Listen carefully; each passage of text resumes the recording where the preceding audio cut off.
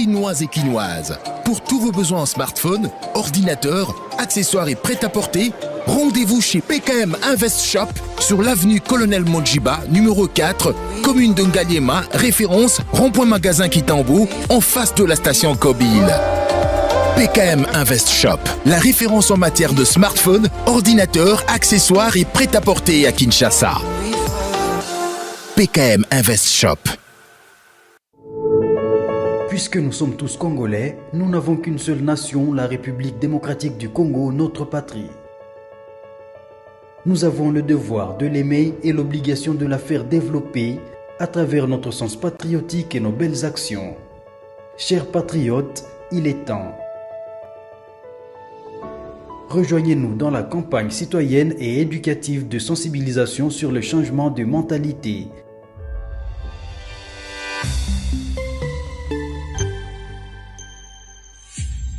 Zala, bon citoyen.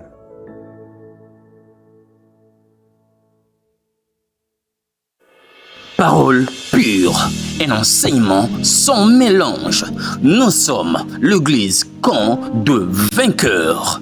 Notre programme, lundi, intercession, mercredi, culte d'enseignement, vendredi, culte prophétique, samedi, jeunesse et suivi, dimanche, culte d'adoration, 9h juste à 12h juste. Notre adresse, Halle Verte, numéro 1, quartier Joli Parc, dans la commune de Ngaliema, référence. Place commerciale Ma Campagne, en face du supermarché Genesis. Infoline 081 079 22 52. Bienvenue dans la maison de notre Père, Jésus-Christ est Seigneur.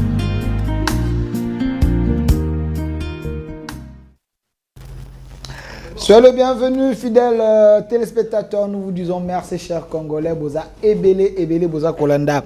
Bissou, c'est votre émission au centre ici sur 10e Rue Télévision et plusieurs chaînes qui nous accompagnent. Vous savez très bien, chaque mardi et samedi, nous recevons pour vous l'homme de Dieu, les Tridoc, pour les gens qui aiment l'appeler comme ça, mais c'est un homme de Dieu qui est très calme et très simple. Il ne veut pas des grades. Il enseigne. Lui, il s'appelle prophète Élisée Kongolo, responsable de l'église Camp des Vainqueurs. Il est ici avec nous. Il est enseignant de la parole, mais avec lui, nous avons des sujets, des thématiques. Oyonza Mbappé, Saka également, vous les publiez quand vous posez le problème. Lui, il prie, il oriente une thématique pour aider des vies. Nous avons les témoignages de cette émission, les gens qui appellent. Bako za guérison, bato connaissance, bako zwa miso ezali kofonga mabato, bato bazali na ignorance, bako zwa boanya. Il est ici avec nous, prophète Élisée Kongolo, mbote na yo. Mbote pas delphin. Prophète Élisée Kongolo, bato ba mesana kolanda biso ba ebiete to tchaka ba thématique. Une seule thématique, tu conseilles 2, 3, 4 émissions. Après, tu passes à la thématique Moussousou. Ceux qui te commettent la souka thématique, on ouvre le téléphone pour la bateau, balandi ba thématique. Avec vous, tu vas qui un nouveau sujet, les songes et les réalités spirituelles. Tout le bel qu'on l'a fait passer, de quoi lundi bisoté à la chaîne sur YouTube, au centre TV, Delcas TV, Élisée Kongolo télévision, au cours d'émission lundi. Na page, mais aujourd'hui nous allons évoluer parce que tout le belaki les réalités spirituelles na famille, tout le belaki ba lien, tout le belaki et tikala ki to ko na ko développer selon de na place ki ango le réalité spirituelle na mosala. Oui. Na balier de travail. Mais je sais pas ce ko ki kozonga moi sima pour na bateau balanda ki biso te ba comprendre pe bisika o tozali kokomali.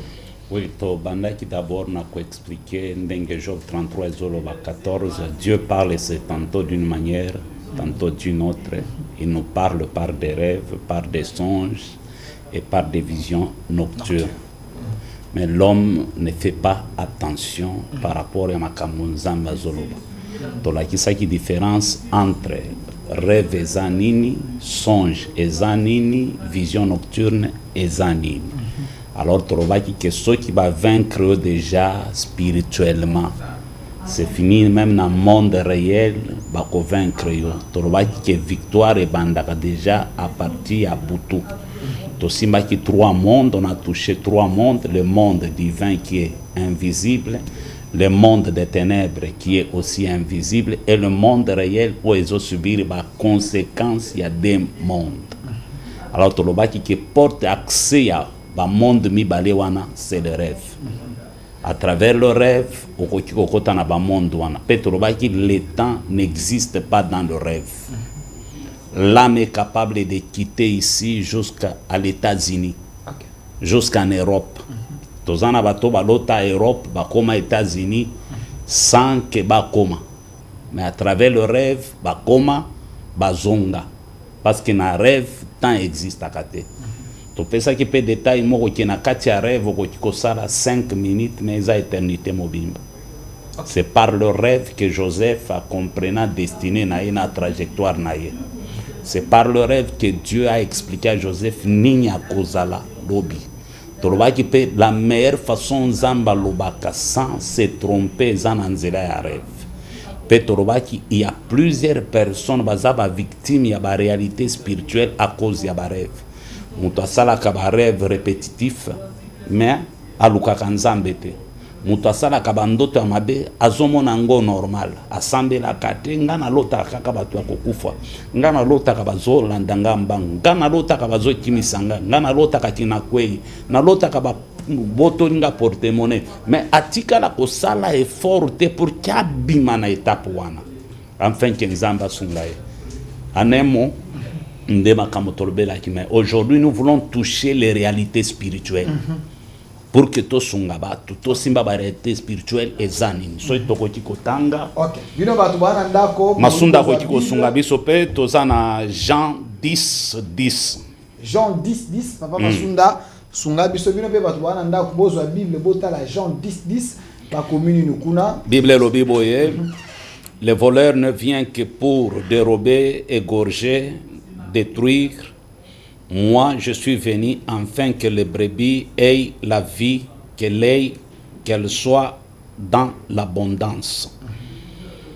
Apocalypse 2, verset 20.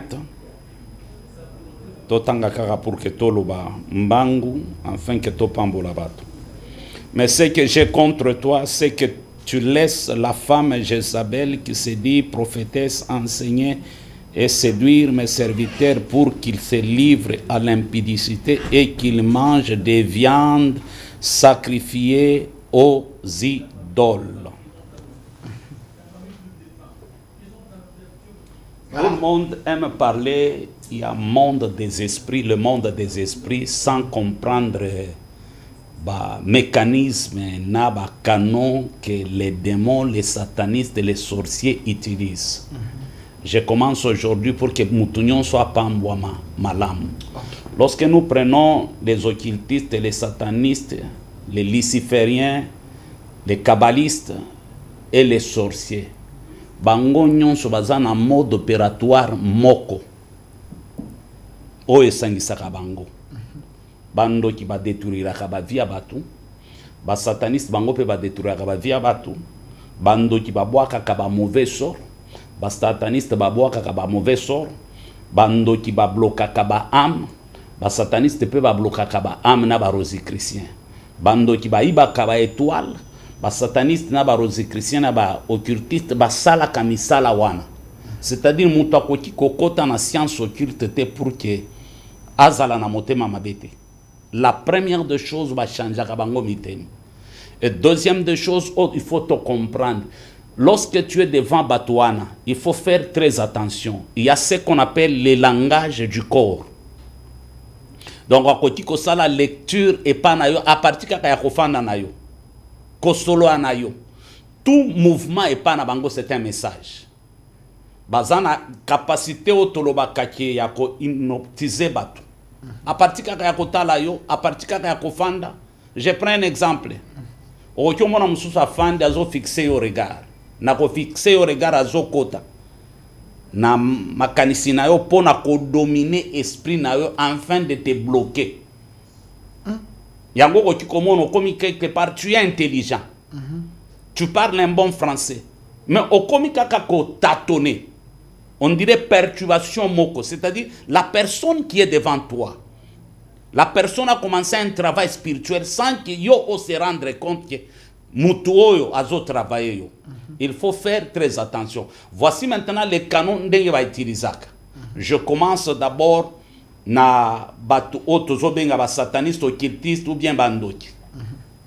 Pour détruire une destinée spirituellement, la destinée est liée à la finance ya mutu. Destinée à mutu nyonso na se amoy. Ezalaka lié na finance na ye, na musala na ye, na bonheur na ye. Yango yo ki Bible lobi, c'est l'œuvre de l'Éternel qui te bénira. C'est l'œuvre de l'Éternel qui te bénira.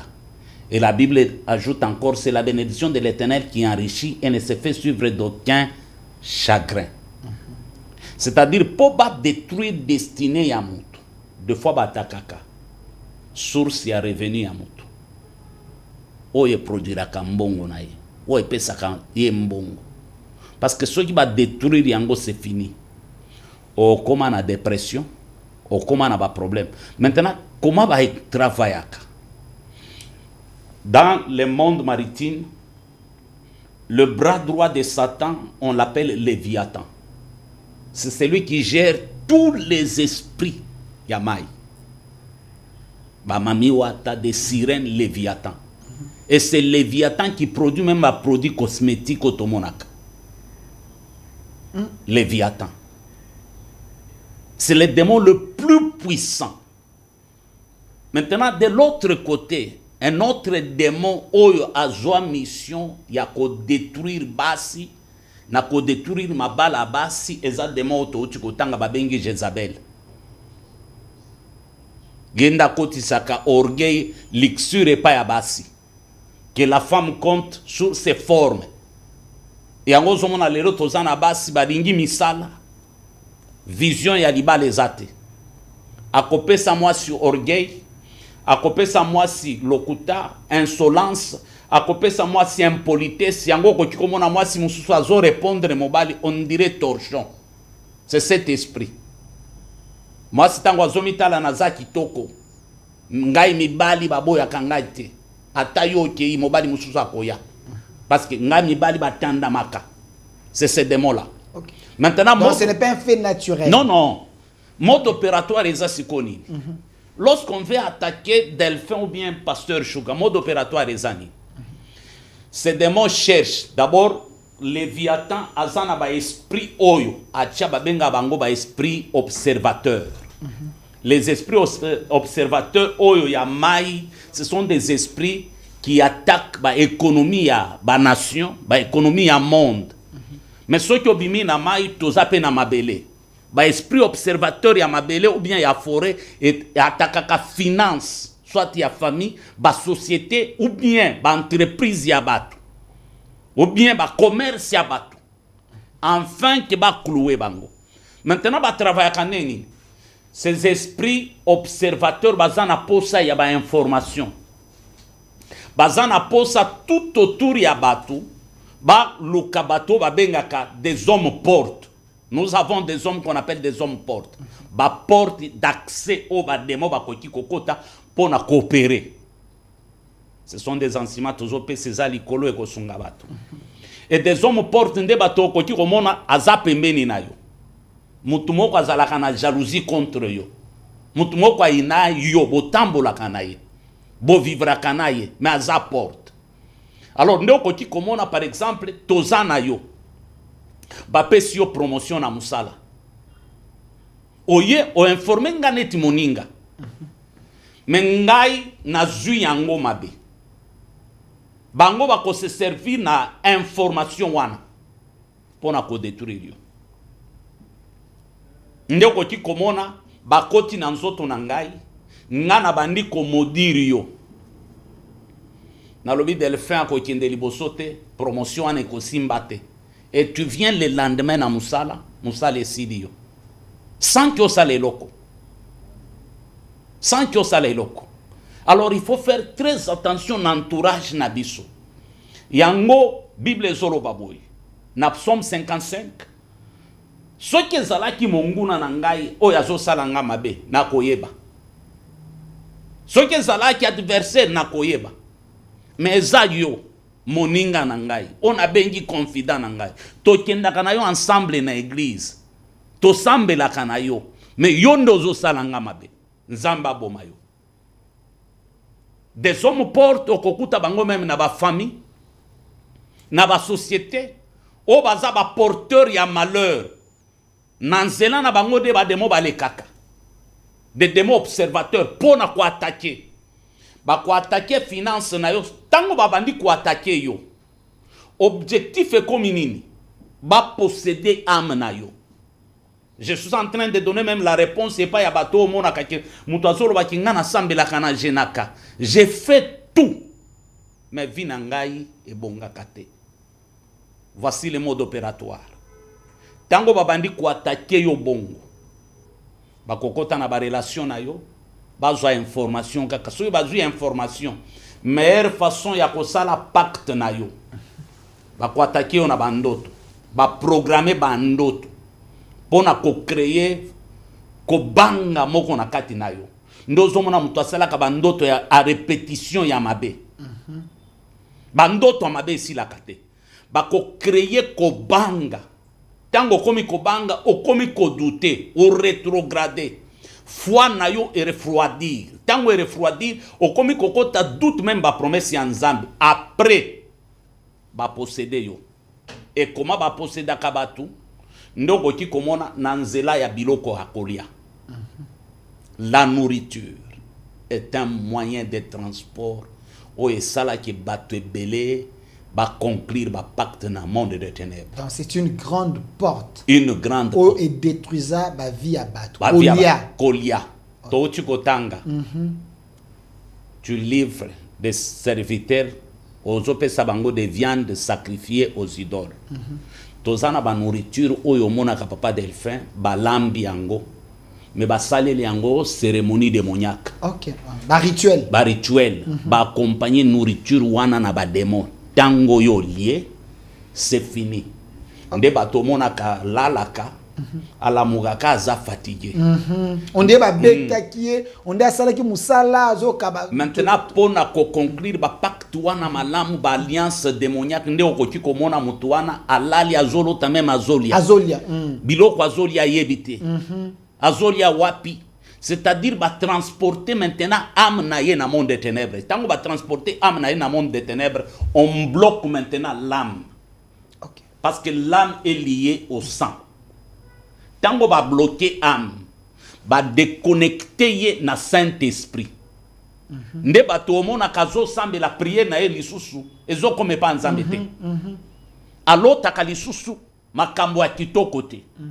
Bandoto na ye koma ya mabe bakangi am etango bakangaka am koma bakangaka am ndoko kikomona mutu mususu bazwi photo na ye ba bâtir hôtel na cimetière bakundi photo na ye vie na ye mobimba etikali na cimetière visibilité na vie na ye yebanaka lisusu te. Ce sont des personnes qui komona très intelligents ceux qui asali makambo à quelques jours makambo e simba il faut eloko moko ebima et bébé c'est là yé. Prophète, parce que vous parlez de réalité spirituelle au toucher le cambo photo, est-ce que photos sur les photos et à papier non ou ils imprimé, est-ce que sur le plan virtuel quelqu'un peut prendre ton statut ton photo à profil nayo azu yango na monde spirituel pas utilisant influencer peut venir mabe parce que tout le monde a échange dans les réseaux sociaux, message qui est à gauche et qui est à droite, image qui est à droite et qui est au commenter vidéo moko boye, au tel qui vidéo moko boye. Est-ce que ça aussi ça peut être des portes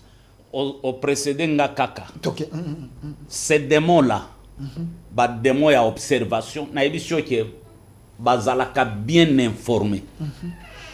Parmi ba démons wana tozana ba misusu, ce sont des esprits humains. OK.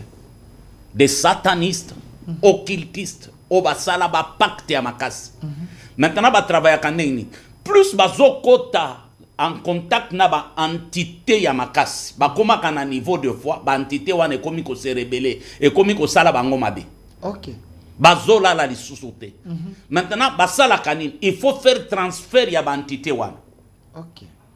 ndeko ti komona luki jeune fille moko il y a 17 ans il y a 20 ans accouché na ye kaka apesi ye $20 $50,000 mais moi si wana tango asimbi mbongo wana yazo kanisa ke za mbongo non eza mbongo te a transférer ye ba entité nyonso wana ademo un comité moko voilà disponible pour que ba demande mbalongo epana ba kendo luka lieu d'habitation ba komona ba pesi mbongo wana après 2 semaines 1 mois otuni ayazo beta lisolo ki ngana uta iko simba $50,000 mais na sali nango eloko te ambiance qui na mupepajo nazo comprendre te comment na sali na mbongo wana eloko te parce que ba porte o ba kotaka bango dès qu'il y a eu information c'est fini à kokota je parle de la nourriture ce que zongi même na révélation il y a sainte scène dans l'impact ya nourriture tango Jésus azoloba ceci est mon corps ceci est mon sang c'est-à-dire ba oyo tala alobi tango bokolia les démons qui est au milieu de vous oyo azan intention ya ko livrer ngai a cause à l'exposer na kolia kaka alobi oyo ya ko tendre loboko ensemble na ngandeye qui était exposé Judas. Nanzela ya kolia. Jacob a soit droit d'aînesse nanzela ya kolias. C'est-à-dire à travers la nourriture, il y a des transferts au salemaka. À travers la nourriture, bakoti ko bloqué yo. C'est pourquoi il faut faire très attention.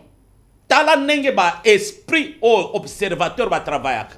Na ba esprit ya esprit suiveur nenge ba travaillaka. Il faut faire très attention za na musala oye musala. Mutu moko ya kana biloko akolia na musala. Na lamba ke pa biso na ya ka to vanda to lia. Plat fait restaurant, plat fait maison. Plat fait maison. Oh bagato na sala ki nango na ndako. Maloba o ya lobela ki bagato wana yo yebite. Il y a des nourritures au papa Delphin batubaliaka. Il faut faire très attention au côté na lopango moko okokuta na se ya nzete basi batie fufu batie Thompson, batie pe légumes, biloko wana. C'est-à-dire batie ko servir ba entité.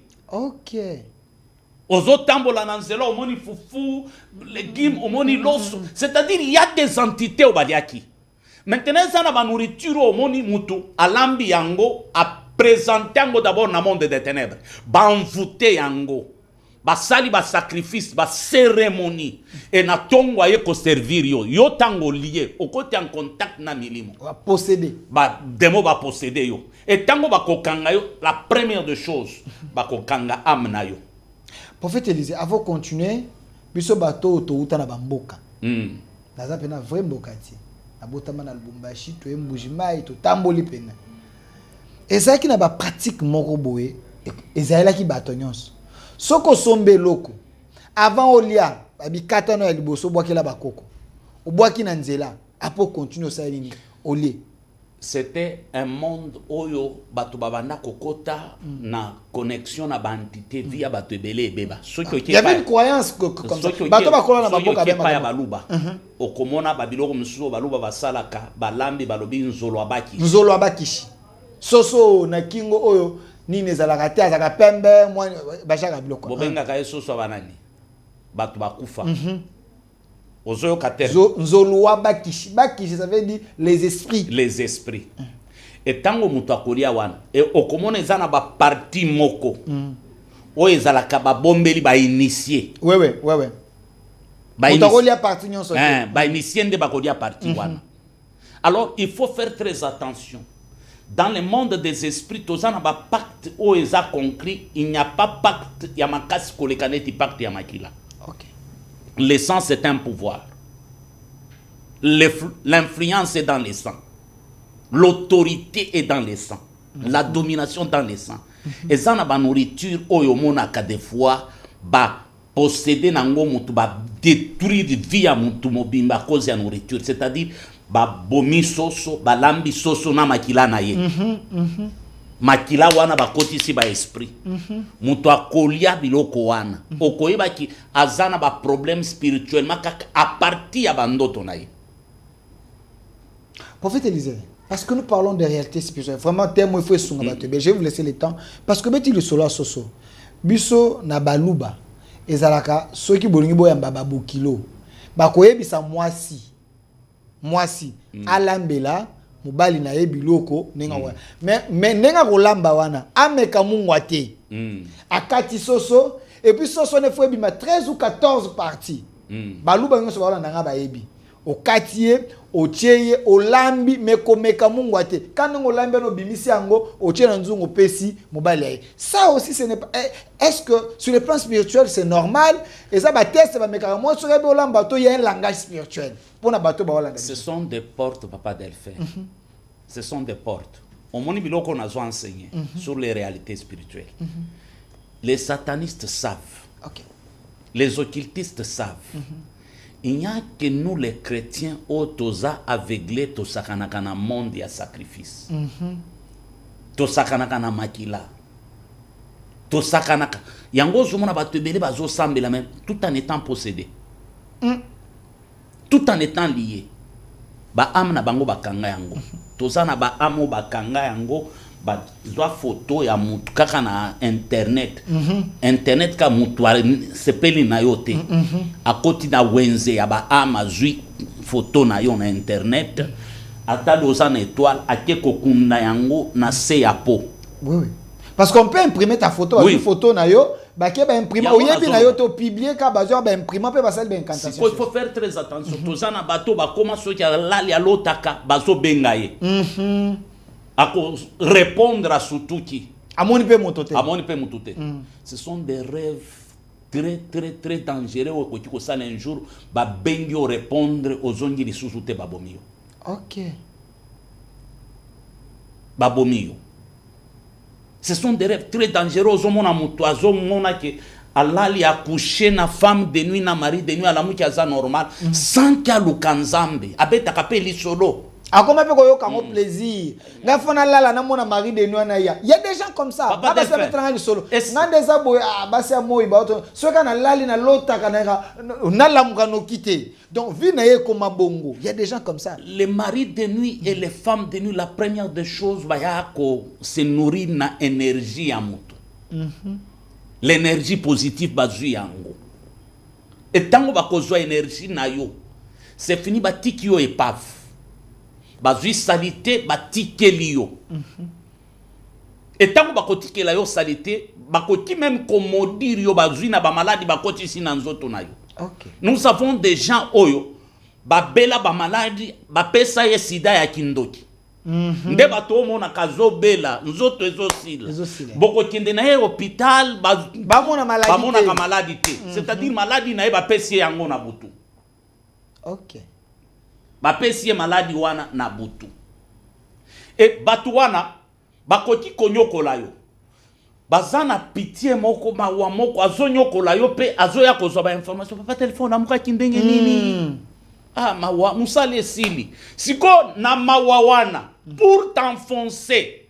Akoti koya même na bakado azo pesa yo. Net azo participer na pasi na yo. Mais biloko azo pesa yo. C'est pour te bloquer. Otika la bungu. Il t'ajoute encore des démons. C'est pourquoi aide nyonso ezaya kozwate. Moto nyonso ayela kawe loko. Ezaya kozwate. Il faut faire très attention na bato bazalaka tout autour na biso. Bato ebele ba projet na bango ebeba kaka boy. Oyebi nini? Nzamba salinga grâce ba fongole linga voyage nazo kinde dans 2 semaines. Muto expliquer oyebi te so ki aza agent ya botu. Motema no oyebi. Oyebi motema na été. Peut-être aza porte. OK. Il y a des démons au yekoti, bazui information, tango ko confesser ango ka bango bazui baye ba bloquer yo. Prophète Élisée, j'ai un cas. C'est un cas réel. On a sur peut-être de quoi on a le ba à côté là ça fidèle à émission. Ba ke ko sala e ba sali test. Il y a diabète azana ngote. Ba sali test ba maladie nyons azana ngote. Mais azobe la pété. Mais dans son esprit, elle se voit toujours comme une maladie. Ce qu'a vendu Nandako, azobela te, mais bolembu, akosa de l'autre, akosa la mosala te, avant de t'aneka TV, akolala. J'ai l'impression c'est comme si son esprit est enfermé quelque part. Mais elle n'est pas malade, mais elle a l'attitude des maladies. Qu'est-ce qui se passe? Est-ce qu'il y a un problème spirituel? Transfert des identités. Ok. Bakoki kozwa identité na yo, vie na yo, bapesi yango moto mususu. Ok. Bazui bademo bakotisi na nzoto na yo. Ok. Donc ozo vivre vie na yo te. Batu ya bongo soki otuni ayokaka des fois ba voix. Nde batu misusu omonaka des réalités spirituelles moto mususu ayokaka ke na lembi na nga vie. Mi boma kaka. Donc a comment na méfiance na batu nyonso, négligence moko, découragement moko, et loko intéressa kaye les choses. Ok. C'est-à-dire ba changer ye identité na ye. Ok. Ba soit vie na ye, mutu mususu ndazo jouir na vie na ye, ça se passe dans le monde spirituel. Donc oyazo vivre ça yété. Oui oui. Ok. C'est faisable dans le monde des esprits. Yango zomona batu misusu, je vous ai parlé, il y a langage, il y a corps. Chez les occultistes, satanistes, il faut faire très attention. Omonika kanengo fani. Okoki ozo solo amususu fani kaka boy. Tango simbi boy. Lui il comprend langage na yo. Okoki so ki même na ba service ya renseignement. Comment ba tu ya FBI CIA ba yeba kake oya zokos. Par le langage ya nzoto. Ok. Okoki mutu mususu afandi kaka boy. Ba yebi ke oyo azana confiance de soi. Okoki mona mutu mususu bozo so na eboy. Okoti na bureau mutu ozo solo. Depuis asala ki boy azo fixer yo regard. Akoti na esprit na yo. Je donne un témoignage. Ou essayer comme langage. Okay. Maman Ngwazo landa témoignage wana. Un jour j'étais chez une maman qui prie avec nous. Mwana yande konaye. Famille mobimba bazaba Rosie Christian. Pasteur Chouga yedi loko. Tozo solakabo et papa Delphin. Ce garçon sort dans son corps. Dieu m'ouvre les yeux nazomona.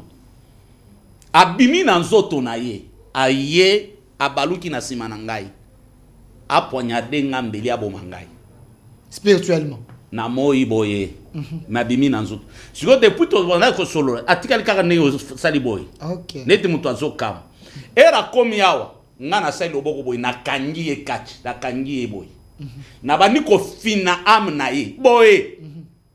Mama Maria fandi bande ko na inu suba fandi nebise soki ozonyi na nzoto te na koboma yo kaka ningo fandi mutu abandi ko transpirer nazo fina azo transpirer ozomona mutu loleme ozobima na fini na ebise petit débat batu nyonso batakaka bangote ezala mbala suka mutu azonyi atele ma ebisa mama Maria maike prophète aza mutu te il est très loin nazalaka soki na komi na famille wana na toki il faut akima. Donc il y a des gens beaucoup vendent na yeboye bozo mona matika ene kaka nani papa si abimi asake on parle de réalité spirituelle. Je prêche nazote na Jamaïque. Je prêche na Jamaïque na église Sion mama Josa Zolanda ngai ngana lobaka makambo ngana vivre. Un magicien entre dans l'église a commis ko perturber l'église. Na ebisi bango mutu azobwaka ba flèche atika. Oyebi abwaka flèche na sala boye changi na kanga flèche na zongi sangobo. Neti biloko abakati. Mutu place zalaka sota na lobi nzambe ordonne maintenant des anges ba beta mutu oyo. Ba banda ko beta ye. Il confesse. Ngai église oba ebisa biso na réunion ki etiaka catholique na makambo misusu mal à l'aise batinda kingana ya koboma mutu azote ya bilo. J'ai parlé sur le monde des esprits. Mutu azote ya ba secret azo révéler to bomai batu nyonso bafandi kaka papa Delphin musele ki eta bima ye na mutu musele ki eta solo boy abima ye na mutu musele ki te obi ke batu balanda musele ki eta dimo. Donc quand nous parlons de la spiritualité, peut-être de moi l'habitant au lobby au kangi à moana boye aux ongise azomona ngolo la isa théâtre. Dans l'esprit, quand vous atteignez une dimension spirituelle et pas à bateau, au comme le roi un extraterrestre. Papa. Ce qui est spirituel est spirituel, ce qui est spirituel. Moi j'ai vécu des choses avec Dieu. De fois si je commence à relater au Kolobake, Muto Azaor, pasteur Sugar témoin, je prêche à l'église. On nous amène un cas, famille wana famille bando ki ba bominde ko na bango papa Delphin. Comme babanda ko luka ba simbi église touche. O le ba kende na hôpital, ba ye na bembe ba tiango na cher. Je continue à prêcher et directement je vois l'âme quitte le corps. A maison qui est de kokota na mir mutazo kufa. Des choses que j'ai vécu avec Dieu. A maison kota na mir na telemi na landi am na kanyam na yo zong nga na mira. Talang grandeur ya église. Nga musika na simbi am na yo zongo okokufela wate awa biso tozana alliance batu bakufa kate. Plus j'ai parlé na mi batu bazomo na ngale ti mutu aliboma. Place mutu azalaki ya kofanda no bi bokomona maboko ebandi ko bouger. Makolo ti mutu alamuki. Na tuni ozalaki wa pelomina banda komona neti na zolota neti na zoleka na mir. Mais nga na mir. L'âme rentre. Les réalités spirituelles. Ok. Je suis dehors. Un frère qui était initié dans la sorcellerie a eu trouble na église. Na na mopaya mwana na ngamo kwazote ya pasteur Genovic, je le salue. Safina ke pour ki ayebisa yeke administrateur a lobby botika makelele. Le frère regarde Safina consacré comme prophète. Yango ba onction prophétique oye écrit quand même babandi. Un jour na kozongi la yango comment l'onction fabrique les gens. Bato ba sakana na onction. Le frère regarde Safina et dit à Safina na rata yo une fois touro na korate yote. Abeta mwana nanga liboso li kofi pan Safina ko ya lala. Akufa. En plein culte. Olobi? En plein culte. Safina lala. Je rentre, Nathalie mwana nanga bashuga bazotala e bazosambela Safina la mukite. J'ai vu comment l'âme ya mwana ebimi na nzoto. Ame bandi ko baluka na ebisi Safina, toi, tu es mon sang, yo zonga. L'âme est rentrée Safina la muka, très faible. On part à l'hôpital, va soigner Safina tozongi. Comme le frère avait raté sa mission, à sala bêtise en plein kilt si les réunions na suka, frère wana sala bêtise à telema budangai. Na beta ilobo kabo na ibisi na dépouiller nyonso so. Abisinga ozu ya yo ya nzambe tikani. Il est parti. Bisika nyonso akenda, akomi komona bato maboma bazobimila balobi soki ozongi ko senga pardon te kokufa. Arata na une semaine 4 accidents. 4 accidents. Mukolo mususu azotambola. Azui ba musulman ba sisa ki Ramadan. Musulman moko atali ya yebiso omoni muto osala ki mabe. Il n'est pas comme tout le monde. Soki ozongite dimanche yo ekoko mato kokufu. Na fandi, j'ai dit au pasteur Sugar, Dieu me montre garçon ana ya ayembala moko akoyi. Abandi kolela. Je lui dis, je te libère. À Kienda Banda Église. Lorsqu'on prêche des réalités spirituelles, ce sont des choses qu'on a vécues. Dans un parcours, on zambele kisabiso. Prophète Élisée Congolo, pour n'avoir mis sous makambolubi, et que ça la somme, et que ça la kobanga. Mais vous devez comprendre. Prophète Élisée a enseigné qu'à l'obi, tout ce que nous vivons pendant la journée, ça commence dans l'esprit. Dans l'esprit. Réalité, dans le monde est là, dans la journée. Si vous négligez l'esprit, où ils allaient invisible, donc tu es rien. Alors, ici, j'aimerais que les gens comprennent. Papa, mususu, to ba maman mususu bazana bana na bandako. To ekome la kape ba mikolo. Moto alali azolia tena ndenga spiritualité. Mais bino ba topete bo vanda moto alali na kito mona zobeta munoko. Aza kolia. Ça arrive aussi aux enfants. Ba kolia. Au moins appelle bon, misusu psychologiquement batangisa biso ke soki mwana alali na buto azoloba loba, ko ça peut réfléchir makambo sakanaki na moi. Est-ce qu'il y a une dimension spirituelle quand quelqu'un a vendu toi lali akobeta munoko akola ozoka hein ezako na ba minimo. Est-ce qu'il y a la spiritualité dedans? Il y a ce qu'on appelle la manipulation de l'âme. Ndomona kasuki bando ki bazana photo ba sataniste. On peut appeler ton âme. Âme na yo ebimi bapesi âme na yo ba injonction et obéir na ordre o bapesi. Et pourquoi ba maintenir akabatu ba continuer kana kolia? C'est-à-dire bazo servir yo biloko oyo eza sacrifié et pas ya ba entité. Plus ozolia plus ozokoma posséder. Plus ozolia plus vie na yo ezobeba. Yango toza na batu batikala maintenant ba chrétien par formalité. Chrétien par procuration. Parole en Nzambe kotaka ye lisusuté. Akoma chrétien ya émotion. Ata zo sambela yebi ki ata na sambeli mais Nzamba yo kakananga te. Parce que bakanga âme na ye. Âme eza en prison quelque part, emprisonné quelque part. Vie na ye pe ebeba. Akoma komona makambo nyonso normal. Mais maintenant la meilleure façon ya ko maintenir yo na ba prison wana. Il faut continuité abandoto mabe wana continuer. Pour que banda ko banga. Ba kotisa somo moko que confiance ezala lisusu o se méfier na batu nyonso. Obi ke to komana to sana batu misu bakola mais ba supportaka molili te. So ki amoni kaka molili ba image moko ya mabe bandi ko ila. Ce sont des esprits. Nous avons pe batu oyo tango asambelaka ayoka ka ba voix émission kata prière. Omoni mutu akati prière. Ozo sambela ponani. Akati. Pourquoi les démons au basana kati na ye? Nde bazwa les dessus du colonna ye. Nde comme sous soit tunenga na émission tout ça qui abi. Il a un fiancé. Ou azo proposé à Balaye.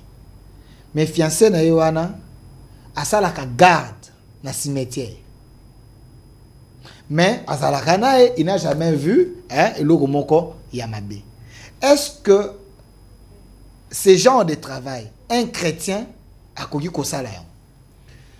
Vous savez, au côté na terrain moko, muta koki ko garder cimetière te so yazana biloko te. Ça c'est un. Nous parlons de réalité spirituelle. Hein? Cimetière au monaka, cimetière est à deuxième monde. Batombo miso au monaka, na butu e baluka ke koma kaba immeuble.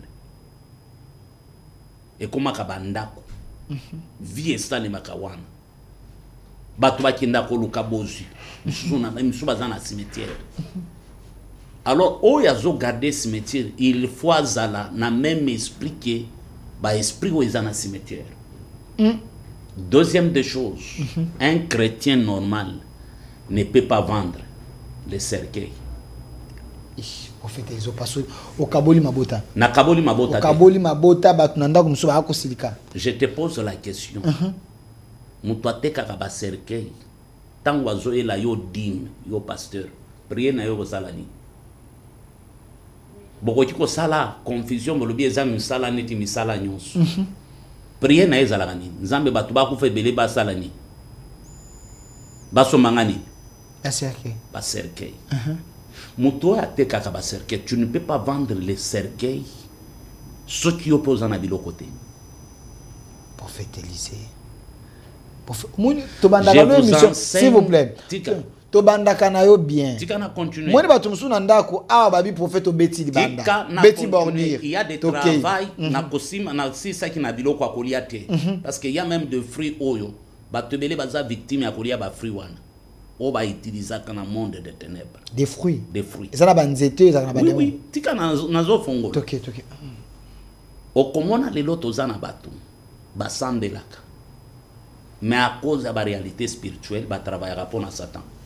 Si tu vois un chrétien, un pasteur, un prophète, au sala terrasse, au sala côté kamasanga, ngaza na terrasse, zela, ngamo na liboso na yo, ngaza na terrasse, oye bien ngombe na zaka na terrasse. Bon, oza côté ya ba je sais que les lotos ont conclu na yo to okata contre. Ata okoloba ba bêtise, mais je sais que na okabwana na bino na bien. Il faut na pesa bino matière nyonso. Siko oya kolinga na ya kosala émission yemo kwa kofuta. Parce que yanga mbongo na ngesukeli yao. Okay. Oza lobi boy. Ala kila mama be. Oya zo sombela mutu masanga. Na oya zomela masanga. Bala kila mama be. Donc ngana on a un problème déjà. Ya makasi yango za mutu makasi et puis ba vie se belé zanga yo na cerveau yo kakati. Nazo continuer. OK. Je peux même aller plus loin. Zo mona te même fan de l'inayo. Il faut tout checker yo bien ba fan de l'inayo. Il faut tout checker yo bien. Nous Dieu nous a fait grâce ya kotanga langage ya corps. OK. Toyebi basinke mutakojo beta sinimo oya za posséder. Oya linya bima na nzoto. Mais na lobi yote. Na lobi yote. OK. Terrasse et komaka, hôtel, bar, eza hôtel, ya transfert ya ba démon. Et bisika pe ba récupéraka ba étoile. Na bar ba démon ba kotaka. Ba lati nzoto. Ba yego sa la vie. Quelles sont les heures où ba démon ba yaga na ba bar? 12 heures. De 12 heures jusqu'à 13 heures. De minuit jusqu'à 4 heures, des esprits entrent. Ba esprit monsieur bandaka 23 heures. Tango ba esprit ekoti. Oyoka masolo te mutu mususu abimika ka boye mwasi balingi bazokende botoka ba témoignage mususu. Bakoti na ndako munene mena tonga la muki boya za na cimetière. Bakutana ki wapi na bar. Maintenant o ya sali bar akoki ko lobaza chrétien na sali zaka commerce. Yo sali yango ezaka commerce. Mais spirituellement, c'est toi qui as érigé un hôtel du diable. Tu es au service de Satan. Ozo sali la Satan. Conséquence nyonso ya bar ya terrasse na yo. Nzamba kofutisa yo peut-être yote. Mais bana ya bana na yo bakofuta. Bakozala na se ya malédiction wana. Hôtel wana kotika la et ko détruire bana na yo. Je peux continuer? Continue. Ah, peut-être Nzamba Rosunga yo bongo la motema au changer commerce. OK. Maintenant, nous avons des fruits. Au monde des ténèbres, utilisaka pour séduire les gens, détruire des vies. Bakoti offrir yo pomme. Pomme za fruit à séduction. C'est pèse yo pomme. Bakoti ko servir yo banane. C'est pour perturber vie na yo mobimba. Ba nanya banane zalaka nini. Ba comment vous appelez ça? Ba biloko tolongola ka ba poswa banane. Ba poswa banane. Ezalaka musele. Ouais. Ba koti ko pesa yo coco. Coco est un fruit ou même des démons adorent. Des entités adorent. Ba koti ko pesa yo raisin ya rouge au sepeli. Or, ils ont travaillé dans le monde des esprits pour détruire la vie et empoisonner. Nous avons des femmes, ou même na kolamba ba utiliser ba ingrédients mususu o bat ba ibakate. Les gens croient que miel les alakaka que pour na soigner. Le monde des ténèbres, les satanistes, les occultistes, les sorciers balingaka miel. Nous avons des femmes au banvuta mi bani misusu à cause ya miel. À se déshabiller sopi miel na nzoto na emobimbe kititi na ba partie intime na ekoti na nzungu. A sali recette moko a servir mutu alobeli miel. OK. Ba bengi batangi kombo a delphin plus de 8 fois. A komona ka mwasi mususu te. Soki alali na bengi kaka delphin fa la mukana butu aya kolukangai. On travaille l'esprit de delphin à partir de miel. Va servir yo oli. Ah, oui, kolamba.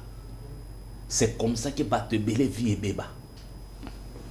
C'est comme ça que va te belé, va empoisonner bango bongo. Va empoisonner esprit na, va empoisonner âme na, à se retrouver na télé. Au monde spirituellement, je donne un signe. Oye kola ki sa ki batu baza posséder, batu baza na ba problème. Au monde spirituellement, ceux qui na kangi niso. Reflète à la gani. So kangi niso. Des hommes spirituels sont qui a kangi niso boy. Ezana babiloko ya monaka. Miso akokanga. Mais ceux qui ont monaka kokanga ka miso, on monaka noir. C'est-à-dire il y a quelque chose qui ne va pas dans ta vie. Ba memayo quelque part. Ba. Prophète Élisée. Na la posa te bato baza la choquer na ndako. Mais za musala ya nzambe yo za kotea. ce qui est important muto ayoka azwa part na ye abomwana.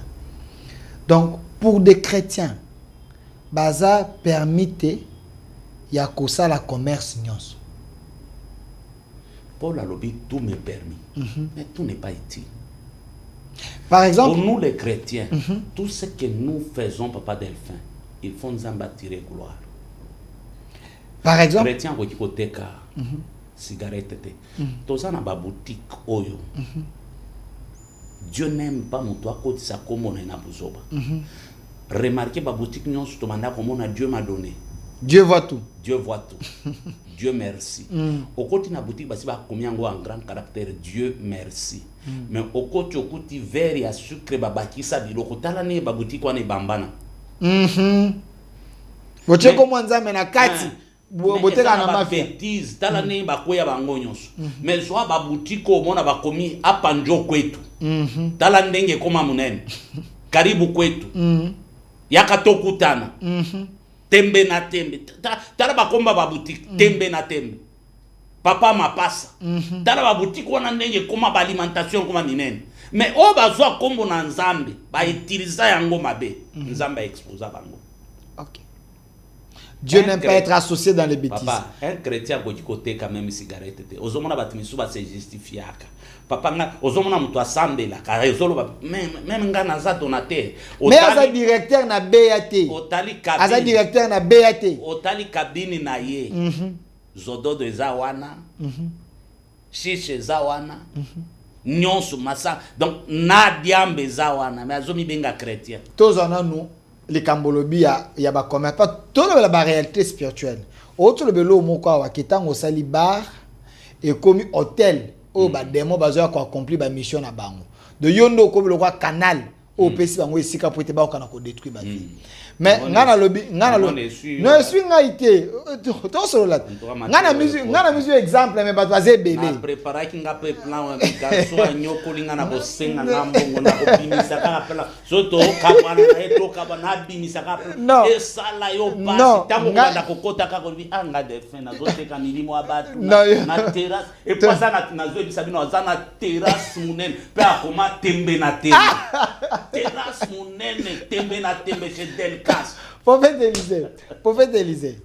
Moto a sali terrasse. Ba terrasse mususu ezaka ba lieu de repos. O ba chrétien ko ya pa vendre ameli mo sucré na ya ameli akenaye. Mais na milieu mususu mutabi na mela mo Beaufort, na mela mo Castel. Ameli na ke. Yo te ke on intention à m'abêter.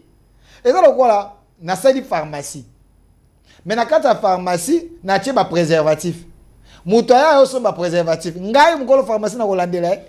Mais usage que c'est la monde italien parce que ngana teki na kata Bible je ne défends pas les bêtises mais na kata Bible balobete mais là ta mo alcool ndam wana za bona bandeko ba melaka bana ndako ba kotala ngai botala nenge ba démon ezo agiter ndeko na bino azo se justifier. Mais je pose des questions des gens. Verset biblique azo justifier musala na yo ya sale la satana hôtel. Est-ce que yo za Timothée? OK. Paul a dit, ce n'est pas Dieu qui avait parlé, c'est Paul qui a ordonné à Timothée. Il y a besoin de 20. 20 à Canada, 20 à l'élo, c'est différent. OK. Ils ont besoin de te gagner. Ils ont besoin de 20%, c'est l'écolo. Nous avons dans l'église, nous avons 20. Bomeli 20 ya sainte au sentir vertige au beti boy sentir écoute 20 exagéré 20 ozu mutika ko sentir écoute o me ka ozo mona neti lokolo ko mimulai sapato ko mimunene nzambe makamoni yo mais otala ndenge de défense o se justifier non poser la question au passage ala ki la mama be o ya someli mutu masanga na o ya someli. Maintenant, Deutéronome 27, maudit soit celui qui déplace les bornes de son prochain. Okay. Et tout le peuple dira Amen. Bon, on a enseigné d'ailleurs pardon Zambali. Maudit Zambali. Mais non, c'est qui parle de sa TV. Polo soit bisou. Merci. La série pardon Zambali. Merci. Nandimi la série pardon Zambali Misaka. A tenu compte de ma bête. OK là bon. Mais question mususu, il y a public. peut-être ndako ba ko vivre bana ba ko tanga ba kenda anniversaire pour papa na bango na maison ba cercueil.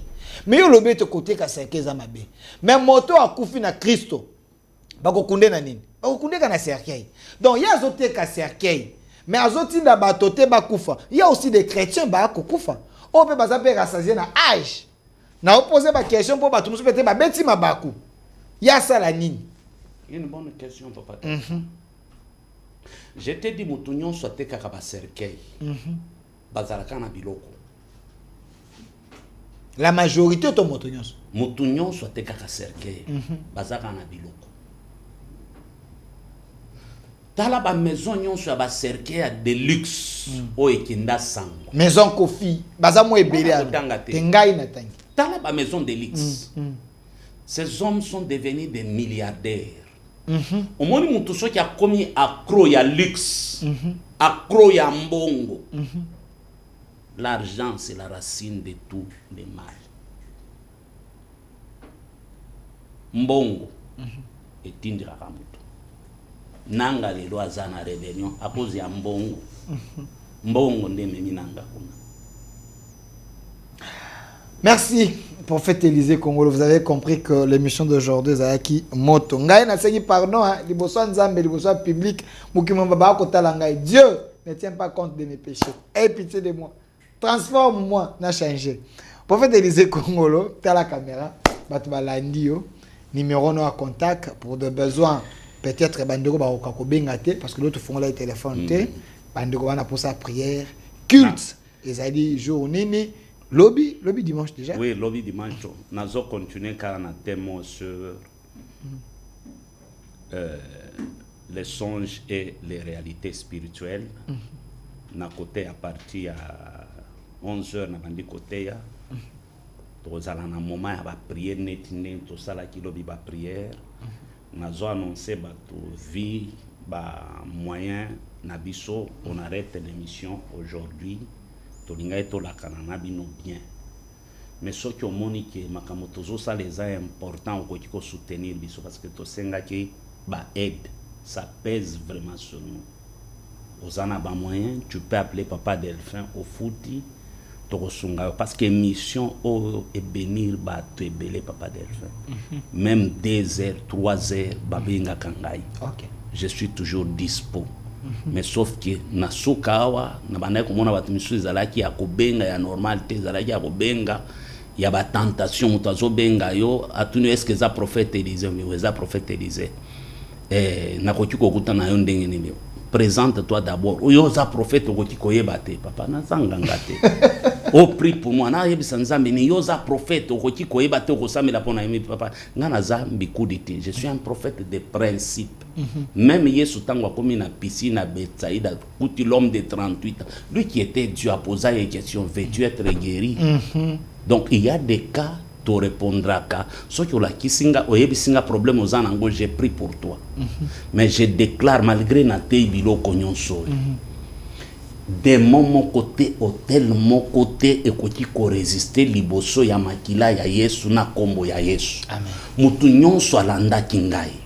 Tel oezaya molili place bakanga amna yo ba bloka yo olota kalisusu bandoto ya biente omona kalisusu nzambe te na kombo na Yesu na libéré amna yo na kombo na Yesu makila ya Yesu est sanctifié yo salite nyonso malédiction nyonso solo ba pesa yo ya batu ya kokufa solo ba pesa yo ya faux sceptique na longoli yango na nzela ya makila ya Yesu au nom puissant de Jésus-Christ yo banda kosimba lisusu mbongo te ba démon observateur ba fandela mbongo na yo kaka ndenge nazo déclarer ba sala kiere ko kanga mbongo na yo ba komaki ba gestionnaire na yo c'est-à-dire ceux qui ba kanga mbongo na yo pendant 5 ans na zimbongo nyonso wana na zongiseli yo ndenge bible zolo ba je remplacerai les années qu'on dévorait la sauterelle les gazam les gelek l'asile au nom puissant de Jésus-Christ de Nazareth mutu nyonso alanda kinga ozalaki na maladi ba chaki na nzoto na yo maladi ya kindoki lelo obiki dans le nom puissant de Jésus-Christ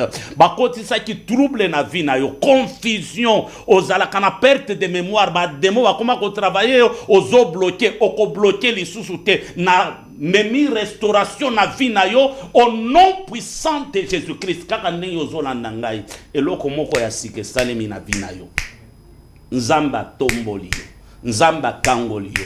Nzamba pesi yo nyonso ezalaki posa motema na yo. Na rendre possible nyonso ezalaki impossible na vie na yo. Na rendre visible nyonso ezalaki invisible na vie na yo. Na materialiser gloire ya nzambe na vie na yo. Ba promesse nyonso ya kitoko nzamba pesa yo. Vivre yango. Satana zana pouvoir moko te likolo na yo. Makambo nyonso a déclaré na ba kolite na ye. Ba kosa likolo na yo. Tu ne seras pas la queue mais tu es la tête. Tu es béni. Reçois l'onction royale. Reçois l'onction de la réussite. Reçois l'onction du succès. Reçois l'onction du travail au nom puissant de Jésus-Christ de Nazareth. Na modir mutu nyonso oya simba vina yo. Oya conclura ba pacte ya molili inconsciemment na yo. Nanzela ya ba femme de nuit. Nanzela ya ba mari de nuit, nanzela ya biloko akolia, nanzela ya bilamba, nanzela ya mbongo, alliance oyeleki ba alliance nyonso eza alliance ya Yesu.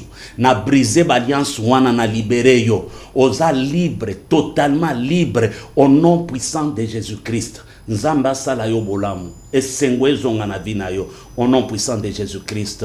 Amen. Numéro nangeza 081 079 22 52 081 079 22 52 081 079 22 52. Adresse na biso eza place commerciale ma campagne allée verte. Never juste to bandi kiltu yozola nangai ya kalobi to solo la to kosunga yo. Kobenga na téléphone expliquer ngaba ndoto na yo ne suffit pas. Il y a des cas il faut to lande lango bien. Tola kisayo nini okoki kosala prier nini okoki kosala pour que makambo wana esida tika makambo osala kozobenga nga na 1 minute naza na minute bilete na ningaki na expliquer kaka ndoto non zala sérieux ozwa vie na yo au sérieux. Bible lobi sentez votre misère. Soki oza na souci ya kobima na situation zali nango okoki ko se débrouiller oye place tozali t'orienter yo tosungi yo. Que Dieu vous bénisse. Que Dieu vous bénisse. Merci na prophète Élisée Kongolo. Je pense que Bao Yanzambe Bayo Kimbela. Ce qui est vrai, des fois nous faisons cette émission, mais ça coûte et ça pèse. Hein, ça pèse parce que prophète Élisée, il paye. Na poche na Emoko, il y a 2, 3, 4, 5 personnes qui pouvaient aider. Mais le col a bino, au tout isami, aux en a posé monsieur et continue. N'a un prophète Élisée chaque mardi et chaque samedi. Son numéro est là. Vous pouvez appeler au Foutiata 1 mois pour naïe. Au Foutiata 2 émissions. Toko Yamba, il est disponible pour na côté. Mais mon solondé, ma priorité est d'être ébélé. Merci à vous. Masunda tosiri si merci à vous. Libanga masunda zam tumoka zoze la libanga na oh libanga Jésus. Masunda libanga kaka. Ini milita libanga. OK. Oh Chamukumu yayo yangoyo. Fils Roxy yayo yangoyo. Pasteur Patrick yayo yangoyo. Homme de Dieu Junior yayo yangoyo. Homme de Dieu Papi yayo yangoyo. Frère Doxa. Joyeux anniversaire yayo yango. C'est le fils de prophète Élisée. Ma femme à moi Dorika yayo yangoyo. Merci. Shuga yozo akamabanga mikolo nyonso. Merci. Bien masunda yayo yangoyo. DG yayo yangoyo. Merci. Delphin yayo yangoyo. Merci, c'était l'ambiance. Il y a fait monsieur Alilo. Merci prophète Élisée. Ça a dimension bébé. Il y a le colo, il y a 4 PRC. Merci à tout le monde. Merci à pasteur Shuga qui a toujours été fidèle. Il y a un prophète Élisée pour les émissions la nuit et la journée. Merci à Faïda, merci à M. Massoud et à l'équipe, M. Nok, M. Germain. Une grande émission au centre. Restez fidèles au programme et notre aide, c'est possible. Au revoir. Parole pure, un enseignement sans mélange. Nous sommes l'église camp de vainqueurs. Notre programme, lundi, intercession, mercredi, culte d'enseignement, vendredi, culte prophétique, samedi, jeunesse et suivi, dimanche, culte d'adoration, 9h juste à 12h juste. Notre adresse, Halle Verte, numéro 1, quartier Joli Parc, dans la commune de Ngaliema, référence. Place commerciale Ma Campagne, en face du supermarché Genesis Infoline. 081 079 22 52. Bienvenue dans la maison de notre Père. Jésus-Christ est Seigneur.